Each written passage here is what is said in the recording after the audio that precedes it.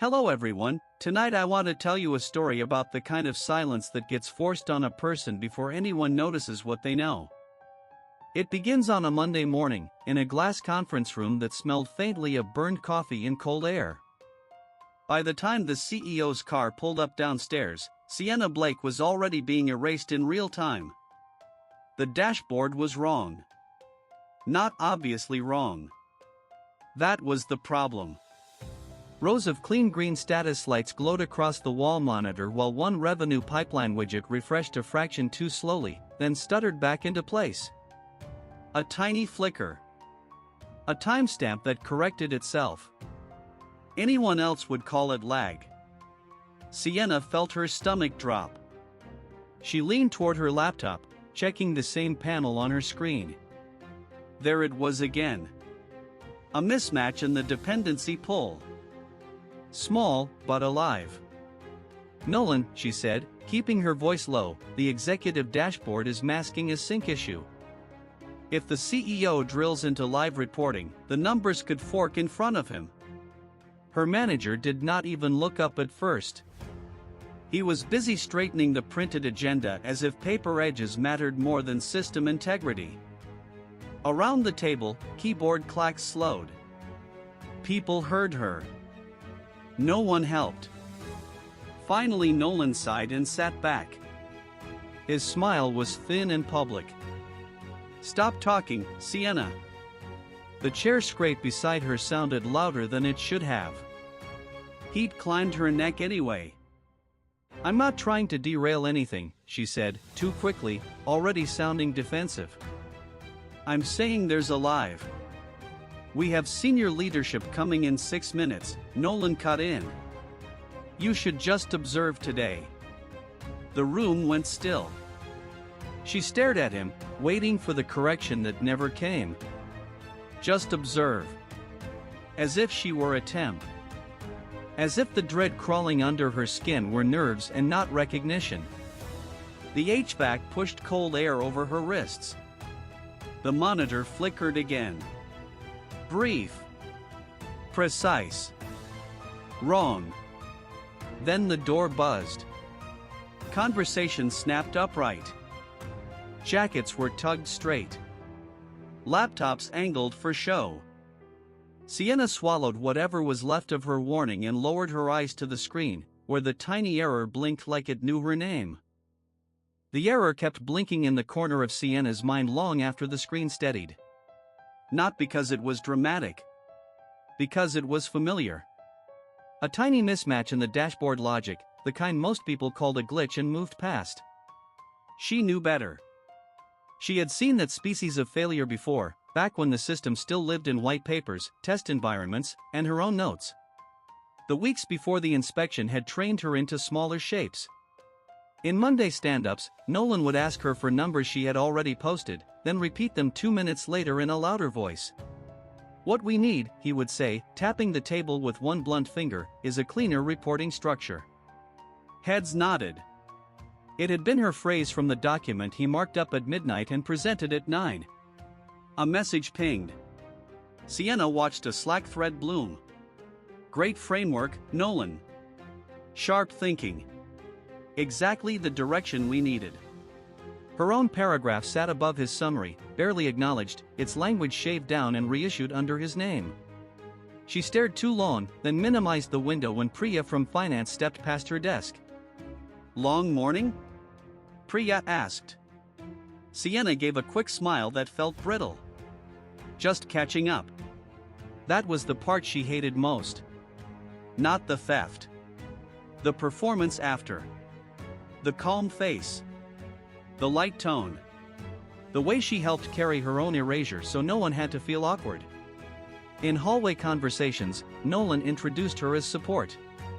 "She keeps us organized," he told a senior director once, while Sienna stood beside him holding the annotated rollout plan she had rebuilt over a weekend. Detail brain. Absolute lifesaver. Support. Detail brain. Lifesaver. Never architect. Never author. Never the person who understood why one wrong patch in one old dependency could ripple into a dashboard that lied politely. At night, after the office emptied and the printer hum softened into a low mechanical breath, she opened a private folder on her laptop. Old architecture notes. Original decision trees. Schema maps. Version comments with her initials still buried in them. Evidence, if anyone ever wanted evidence. Usually that folder made her feel steadier. Lately it made her feel slightly foolish. Like keeping love letters from a witness who would never testify. Once, she almost forwarded one note to leadership when Nolan took credit for a resilience fix she had drafted. Instead, she closed the email, set her mug down too hard, and watched a dark ring of coffee spread across a yellow sticky note. Why stay silent? Because every office teaches its own physics. Nolan had rank. Nolan had access. Nolan had a talent for sounding patient while making her sound unstable. By the time she finally decided she had to say something about the dashboard issue, she was already halfway afraid the warning itself would be used against her. By late afternoon, the office had taken on that brittle hush that came before a visit from someone important. The copier kept spitting warm paper. Email chimes pecked at the air. Somewhere behind her, someone laughed too loudly, then stopped when Nolan walked past. Sienna opened the dashboard again and watched the error pulse in the corner of the test view. Small. Intermittent. Easy to dismiss if you did not know what fed it. But she knew the pattern now. The latency spike was touching the executive rollup. If the refresh queue jammed during the CEO demo, the numbers on the main screen could freeze, then jump. She looked toward Nolan's glass office. Empty. That should have made it easier. Instead, it made her nervous. She drafted the email slowly, forcing every sentence to stay plain. No blame. No emotion. Just risk. She sent it to operations, copied the analytics lead, and attached 2 screenshots with timestamps. Potential display inconsistency during executive dashboard refresh, she wrote. Recommend validating queue behavior before tomorrow's visit. Happy to walk through what I'm seeing. She read it 3 times. Removed one line that sounded too certain. Added one that sounded smaller. Then she pressed send. The whoosh was soft. Her stomach dropped anyway. For 6 whole minutes, nothing happened. Hope arrived in a foolish form. She imagined someone from operations appearing at her desk, serious and grateful. She imagined a quiet check tonight, a fix before morning, no spectacle at all. Then her phone vibrated. Nolan had replied all. Thanks, Sienna. Please route speculative concerns through your manager first so we can avoid confusing partner teams during a high visibility week. A second line followed before she could breathe. We've already validated dashboard stability. The email chime that announced it felt public, almost theatrical. Heads lifted over cubicle walls. Not many. Just enough. Sienna stared at the screen until the words blurred. Speculative. Confusing. High visibility week. He had a way of choosing language that sounded reasonable from a distance. Up close, it left fingerprints. She should have let it die there. Instead, hot and embarrassed, she typed back too fast. Understood. I sent it directly because the issue appears tied to refresh queue behavior, not presentation. It may only show under live executive traffic. The moment she hit send, she knew it was wrong. Defensive. Too technical. Too public. Nolan's correction came almost instantly. Please stop escalating this in email. We'll discuss offline. Pause. That was the slap. Not loud. Worse. Controlled. A woman from operations passed her desk a minute later with a sympathetic smile that cut deeper than contempt. Big week, she murmured. Try not to spiral. Spiral. So that was what she was now. Not precise. Not informed. Nervous. Sienna minimized her inbox, but the shame sat bright on her skin. The copier thumped. Light from the windows turned thin and gray. Across the floor, Nolan emerged at last, calm as ever, already greeting the advanced team setting up for the morning. On her monitor, the same error flickered again, then vanished before anyone else could see it. By 9:15, the conference room had gone bright and airless.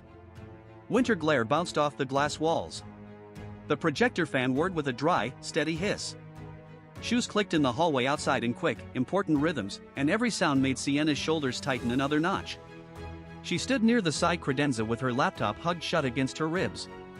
Nolan had told her to be ready in case someone needed supporting detail. It was the kind of phrase that sounded useful until you realized it meant invisible. The CEO's entourage filed in first. 2 operations leads. A finance director. A woman from strategy with a leather folio and a face that gave nothing away. Then the room shifted around the final arrival without anyone announcing him. Chairs straightened. Smiles sharpened. Nolan moved forward at once, hand out, voice warm and practiced. Welcome. We're excited to show you what the team's built. The team. Sienna felt that old bite in her chest. Months of hearing her own decisions described back to her in Nolan's voice had left a scar. Still, when the dashboard lit up on the main screen and that tiny amber flicker pulsed in the corner widget, instinct rose faster than pride. There. Again. Just half a second. A timing fault in the reconciliation layer. Small on the surface. Not small underneath. She took one step toward the table. Nolan, the client health panel is still. He cut across her without looking. Actually, Sienna, change of plan. He reached to the center of the table, picked up a legal pad and a black pen, and held them out to her with an easy smile meant for an audience. The marker in his other hand tapped once against his palm. Can you grab notes for us? We'll want action items documented accurately. A few people glanced at her, then away. Sienna did not move. Nolan's smile thinned. Real architects are presenting today. The awkward chuckle came exactly where he wanted it to. Thin laughter. One barked too loud from someone near the door. Then silence. In that silence, Sienna heard the projector fan, the soft shift of wool jackets, her own pulse in her ears. Heat climbed up her throat so fast it almost made her dizzy. For one ugly second she thought, throw the pen back at him. Let it clatter. Let everyone finally see something break. Instead, she took the pad. Of course, she said, and hated how even her voice sounded obedient. She sat in the far chair by the wall, not at the table, but near enough to be useful and far enough to disappear. Nolan launched into the presentation with his polished cadence. He spoke about architecture decisions she had made at midnight, on weekends, through migraines, during months when he kept her off the meeting invites and still demanded miracles by morning. On the screen, the dashboard flickered again. Sienna stared at it so hard her eyes watered. The panel refreshed, recovered, lied. Around her, people nodded at Nolan's explanation of system stability. Her hand moved on its own. Not notes at first. A sketch. Old pathway labels. Reconciliation branch points. Language she had not used out loud in years. The same terms buried in the private folder she kept because some part of her had needed proof, even when proof felt pointless. At the head of the table, the CEO stopped looking at Nolan's face and started looking at the screen. The CEO's gaze narrowed, not at Nolan, but at the rough diagram taking shape beneath Sienna's hand. Black ink, fast and certain. Reconciliation branch points. Exception ladder. Shadow queue. Terms no one in this room used anymore. Terms that lived in the private folder she had almost deleted 3 times. The screen gave a soft beep as the dashboard refreshed again. Green. Clean. False. No one spoke. Even the air felt pinned in place by the AC hum. The CEO stepped away from the display and moved toward Sienna's chair. Not hurried.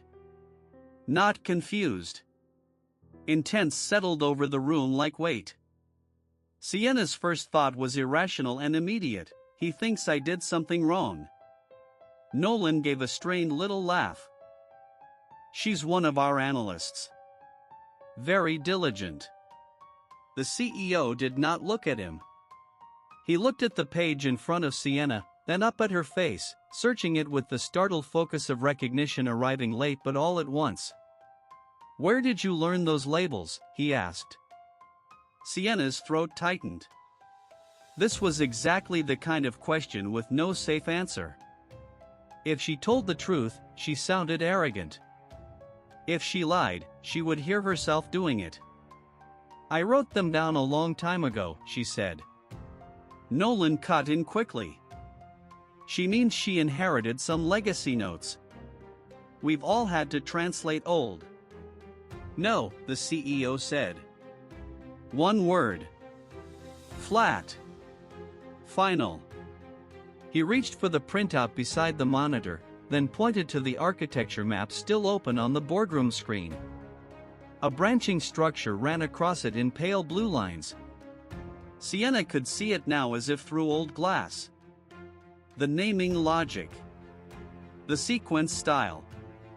The same skeletal language as the folder hidden in her drive. His eyes returned to her. Why, he asked, very quietly, is Sienna Blake taking notes in this meeting? He stopped there, as if confirming the impossible in his own mind.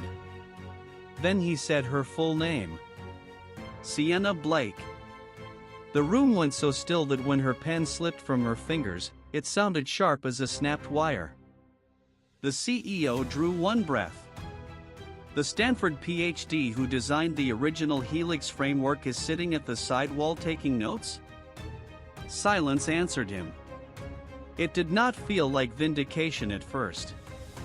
It felt like exposure. Heat flooded Sienna's neck. Every month of swallowing herself came rushing back in the worst possible shape. She hated that her first instinct was still to make everyone comfortable. Nolan blinked hard, then gave a baffled smile that looked painful.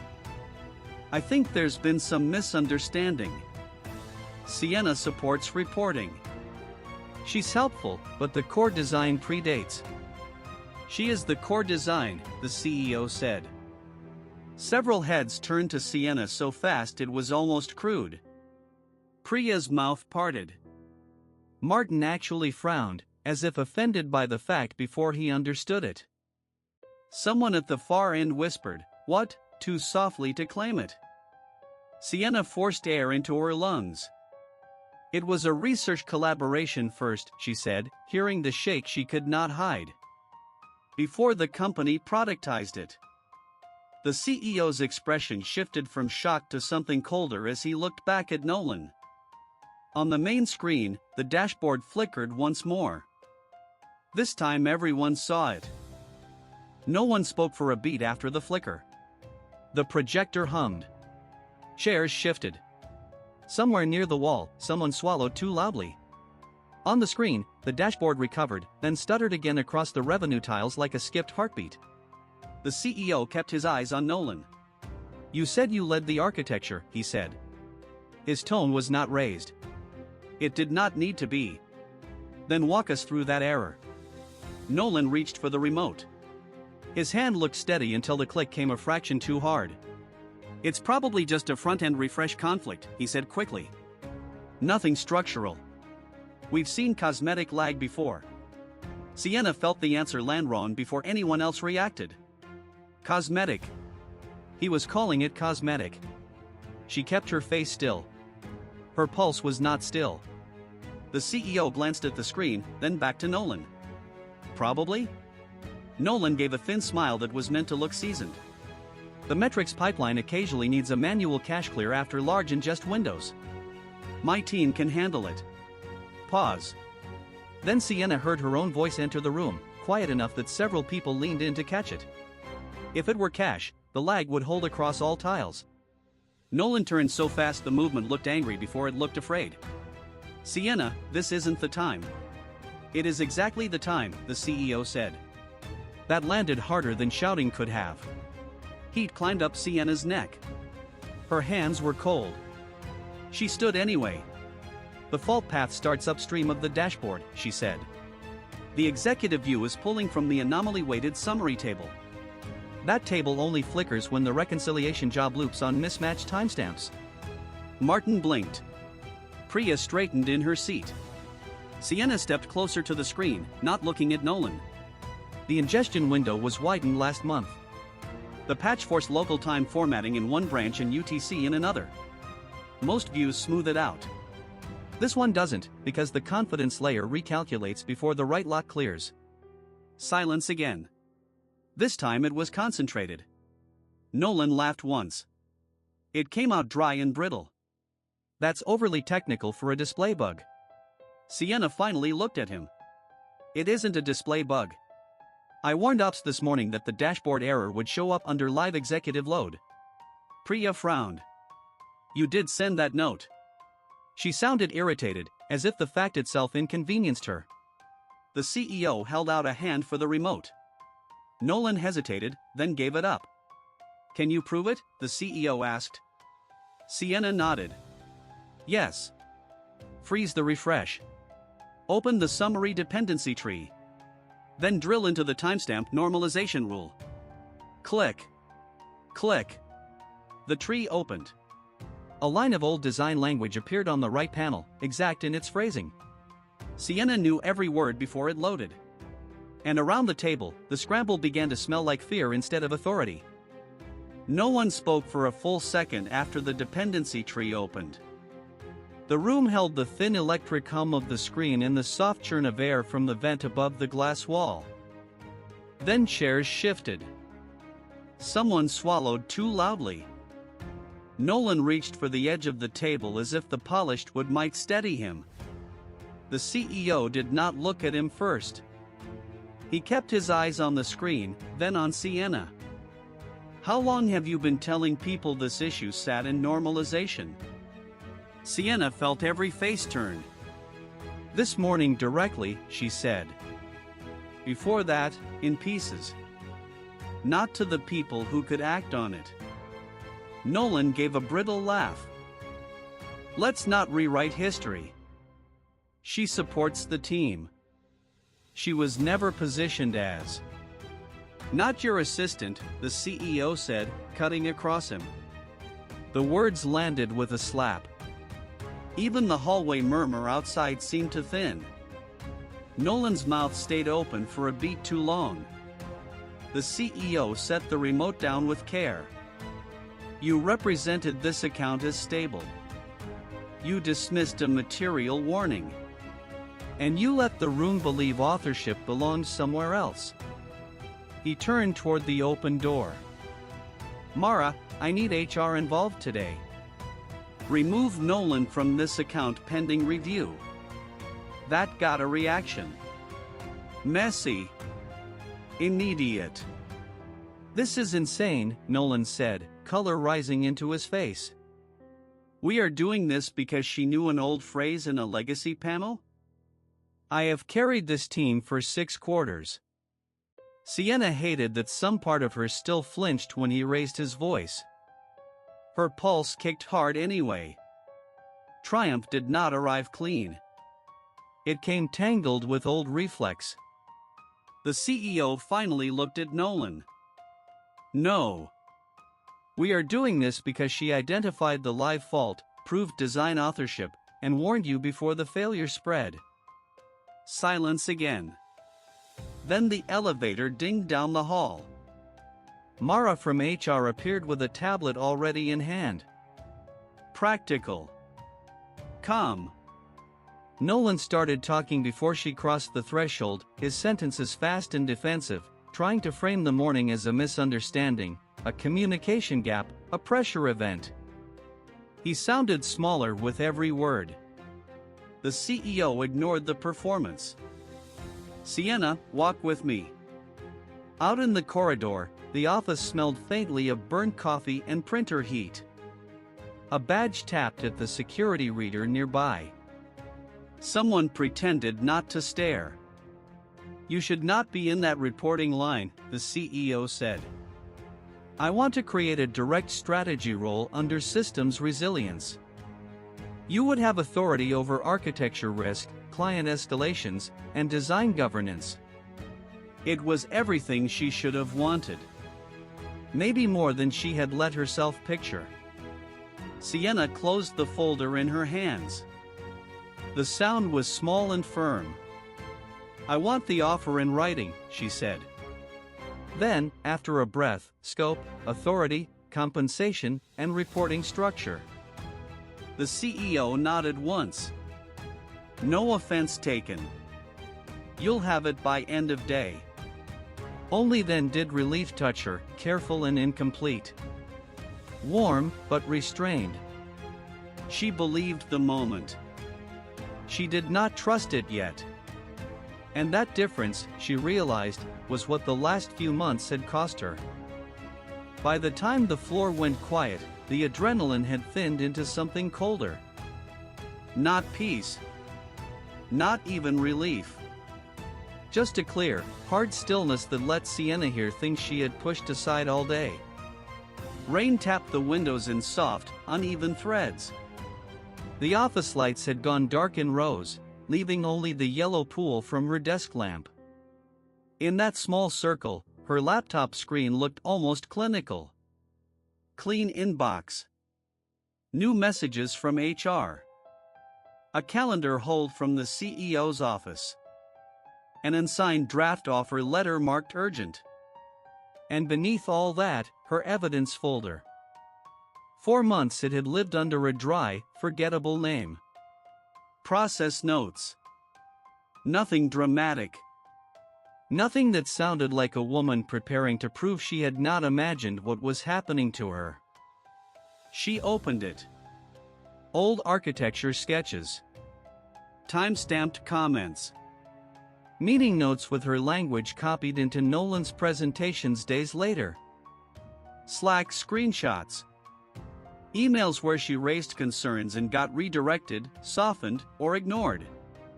Tiny cuts, each one survivable alone. Together, a record of erosion. Sienna sat back and stared at the screen until her eyes burned. The worst part was not that she had needed to save it. The worst part was how normal that had become. Her phone lit up with a text from her sister. "You okay?" Sienna looked at it for a long moment, then typed, "I think so." She erased it. Then, called tomorrow. Too tired to make this make sense yet. That, at least, was true. She went back to the folder and began forwarding messages to her personal email. One by one.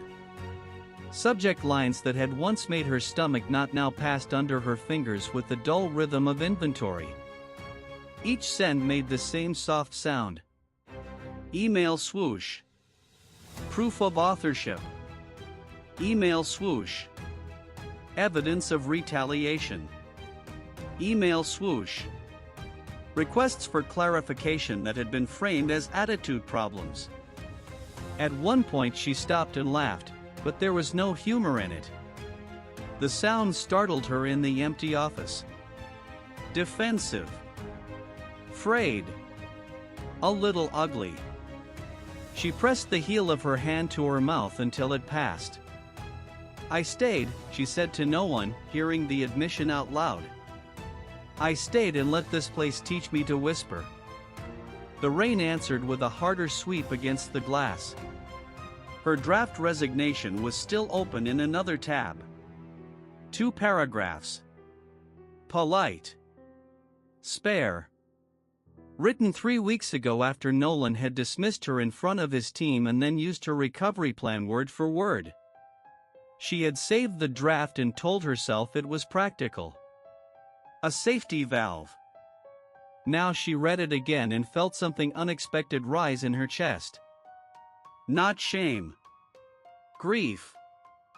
For the version of herself who had made her mind smaller just to stay employable. For the hours spent rehearsing harmless sentences. For every time she had edited certainty into something that sounded easy to ignore. Her cursor hovered over the draft. Delete. She did not move. She sat there and let the silence hold her for one long beat. Then she clicked. The message vanished. Sienna closed the forwarded chain, renamed the folder, and saved it twice. Not process notes anymore. Documentation and boundaries. That felt truer. Less like fear. More like structure. She clicked off the desk lamp. In the dim office, the screen glow caught the edge of her reflection in the window. Tired face. Straight spine. Not healed. Not fooled, either. Tomorrow could still turn slippery. Offers could change. People could rewrite themselves faster than they rewrote org charts. But now there was a record outside the building, outside Nolan, outside the version of her that kept hoping good work would explain itself. Sometimes being seen comes after the damage. Sometimes the apology arrives too late to return what caution cost you. But if this story lands anywhere familiar for you, maybe that is the part to remember. Vindication can be real and still leave a bruise. And sometimes the strongest thing you carry out with you is not forgiveness. It is the folder.